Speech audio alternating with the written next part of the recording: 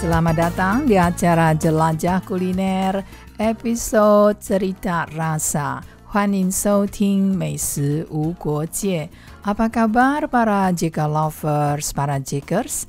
Semoga sehat sejahtera selalu, jiwa dan raga. Di acara hari ini, saya kadang bercerita tentang kuliner, kadang saya mengajak Anda duduk di dapur Maria. Nah, hari ini kita akan melanjutkan cerita kuliner tentang menjelajahi sejarah kuliner Taiwan dengan judul buku yang sama, 餐桌上的台湾史, Sejarah Kuliner Taiwan. Pada tahun 1896, seorang jurnalis perang bernama Gondo Sunji datang meliput ke Taiwan dan menuliskan buku Taiwan GQ atau keadaan sebenarnya di Taiwan. Ia menggambarkan bahwa nasi adalah makanan pokok yang hampir tak tergantikan. Jarang sekali orang Taiwan makan biji-bijian lain.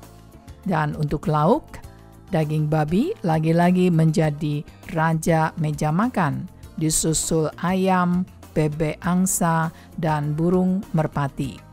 Dan sayuran yang dikonsumsi ternyata mirip dengan di Jepang, daun bawang, kucai, kacang panjang, bawang, lalu lobak putih, talas, dan gobo, yaitu akar burdok.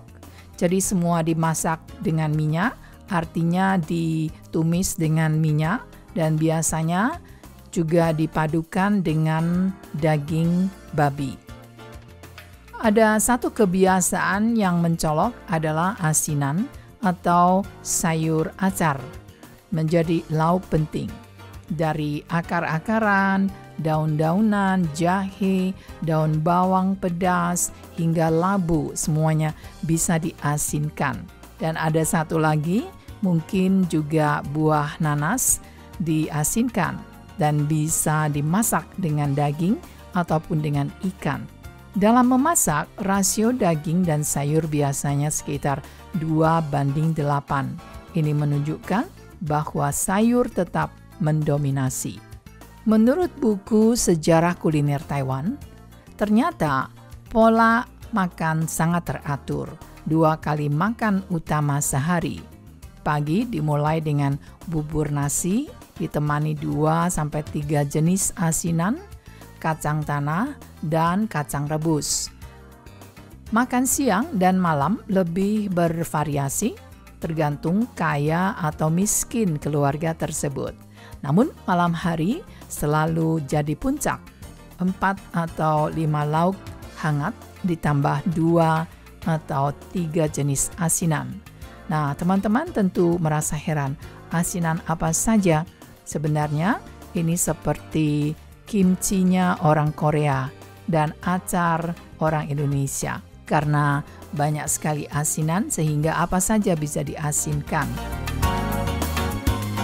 Di bawah langit kolonial saat itu, meja makan orang Taiwan adalah gabungan antara tradisi lokal yang kuat dan pengaruh luar yang perlahan-lahan masuk, sehingga menciptakan identitas rasa yang terus berevolusi.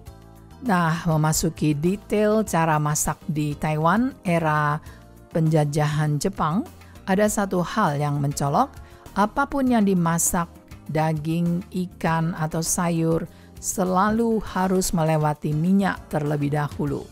Jadi mungkin orang Jepang sering menggunakan rebus-rebusan, tetapi cara makan orang Taiwan sama dengan cara makan orang-orang Tiongkok pada umumnya, yaitu menumis segala sesuatu.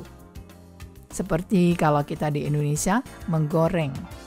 Nah, setelah itu, setelah ditumis baru ditambah dengan garam dan bumbu. Mungkin kebiasaan seperti ini sangat menarik orang-orang Jepang yang dulunya hanya menggodok saja atau memakan mentah. Nah, bagi orang Taiwan di saat itu, daging babi adalah bumbu penyatu. Hampir setiap rumah memakainya untuk memberi rasa pada masakan. Sama seperti orang Jepang menggunakan katsuobushi, yaitu serpihan ikan bonito kering di negara mereka. Jadi masakan Taiwan juga terkenal berkuah, disajikan panas, dan cenderung menghilangkan rasa asli bahan mentah. Bahkan sayuran asin atau acar pun masih harus ditumis dengan minyak sebelum dimakan. Wah, kalau ini saya kurang jelas ya. Sayuran asin atau acar kenapa ditumis dengan minyak? Saya rasa mungkin seperti kita membuat makanan yang ada sayur asinnya. Jadi kita masak atau kita tumis bersama lauk-lauk lainnya. Dan cara masak seperti ini tentu sangat luar biasa bagi orang Jepang. Jadi bagi pendatang Jepang, cara masak seperti ini rasanya aneh. Mereka terbiasa menikmati rasa asli bahan makanan. Lebih suka mengukus atau merebus, bahkan memakan mentah seperti sashimi, yaitu ikan segar, ikan mentah. Hidangan Taiwan yang serba campur jadi satu dalam satu panci kurang memikat selera orang Jepang. Perbedaan ini terlihat jelas dari komentar orang Jepang terhadap bahan pangan lokal. Misalnya, lobak putih Taiwan dianggap terlalu kecil, kedua ujungnya runcing, kualitasnya kasar, dan tidak cocok untuk membuat acar. Maka lobak pun tetap diimpor dari Jepang. Bahkan beras Taiwan dinilai tawar, kurang lengket, dan tidak enak dimakan dingin, sehingga sulit dibuat sushi. Nah, untuk mendapatkan nasi yang pulen, mereka memilih membawa beras dari Jepang. Tapi beras seperti ini kemudian berhasil ditanam di Taiwan dan sekarang bahkan diekspor ke Jepang. Dan menurut buku Sejarah Kuliner Taiwan ini, di era kolonial Jepang di awalnya, Taipei telah dipenuhi tempat-tempat makan. Menurut data pada bulan September tahun 1896, di 3 kawasan utama kota, misalnya Mangjia, Tataocheng, dan dalam tembok kota Taipei, terdapat 107 restoran dan 35 kedai makan yang dikelola oleh orang Jepang. Awalnya, mereka menyediakan hidangan sederhana, namun pengaruh budaya mewah masa pemerintahan militer dan dibukanya kebebasan bagi perempuan Jepang untuk datang ke Taiwan pada tahun 1896 membuat restoran kelas atas semakin marak.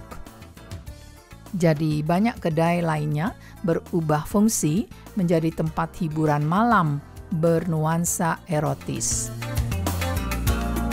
Sementara itu, restoran bergaya barat juga mulai muncul karena makanan barat dianggap modern, berkelas, bergizi, bahkan menjadi tolok ukur pendidikan dan pergaulan. Maka di Taipei, nama-nama seperti Taiwan Low, Meiji Low, Hijin Pavilion, Yusan Pavilion, Sanyo Pavilion, dan Kaijin Pavilion menjadi ikon kuliner Eropa ala Jepang. Bagi orang Jepang, jamuan mewah orang Taiwan disebut Shina Ryori, yaitu masakan Tiongkok. Catatan menu tertua yang kita temukan berasal dari tahun 1896, dimuat di majalah Fuzoku Gaho, memuat hidangan seperti bebek panggang, capcay 8 harta, papao cai 8 macam sayur, ikan merah saus kecap, hong sao yu, kari ayam, sup sirip ikan hiu bening, dan sup biji teratai. Nah, menarik sekali bukan? Kalau ada waktu lagi, saya akan melanjutkan isi buku sejarah Taiwan ini dalam jelajah kuliner yang akan datang. Terima kasih, sampai jumpa.